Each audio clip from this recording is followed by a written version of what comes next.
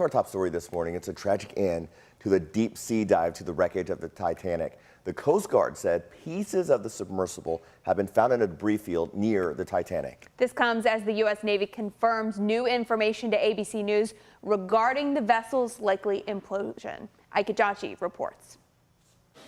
This morning, a tragic end to a days-long harrowing search mission for the 5 men lost aboard a submersible exploring the Titanic wreckage site.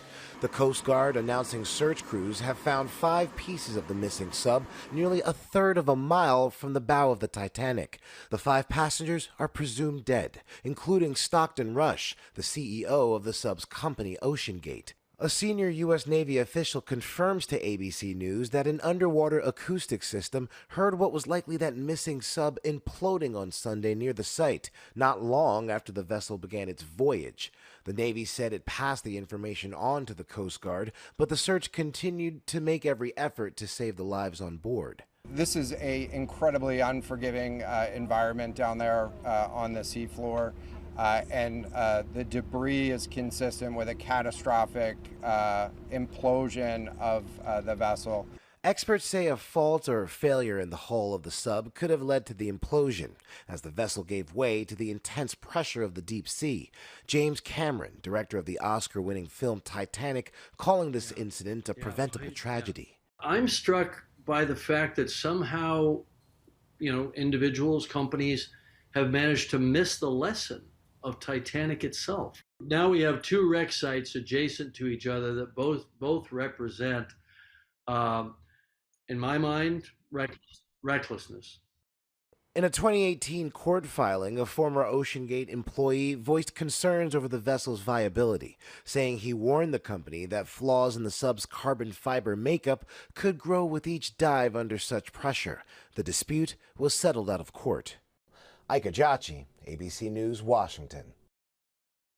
Officials from the Coast Guard say they face a daunting investigation ahead. They're not sure if recovering the crew members' remains will be possible. And new this morning, police are investigating 2 non-fatal shootings. The first happened around 11 last night in the St. Denis neighborhood. Police were called to Norton Children's Hospital when a woman walked in with a gunshot wound. According to police, she told them she was shot on Kathy Dykstra Way, which is where the Riverport Landing apartments are located. The woman was taken to University Hospital and is expected to be okay. Then around 12:45 this morning, officers were called to the parking lot of the Mid-City Mall on Bardstown Road. There, they found a man who'd been shot. He was also taken to University Hospital with non-life-threatening injuries. Right now, there are no suspects in either one of these shootings. If you know anything, call 574-LMPD. $1.1 billion will be flowing to major initiatives in Louisville to improve public safety, infrastructure, and transportation. Last night, the full Metro Council approved an amended version of the mayor's proposed fiscal budget, with top dollars going to police. WHAS11's Taylor Woods has details. Not just rising crime across Metro Louisville, but violent crime, and the city is beefing up police. LMPD getting nearly $30 million more than last year for a total police budget of $222 million.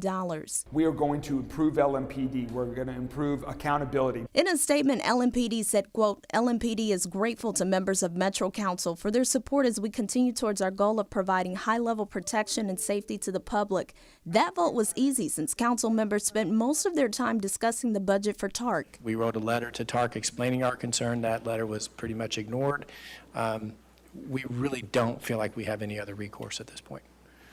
So I wanted to explain my no vote. If the TARC budget had received 12 no votes, the buses would have stopped running on July 1. Council members for the budget chimed in why they needed to vote yes. If there's no bus running, there would be several people at General Electric that would not get a job. It is a need.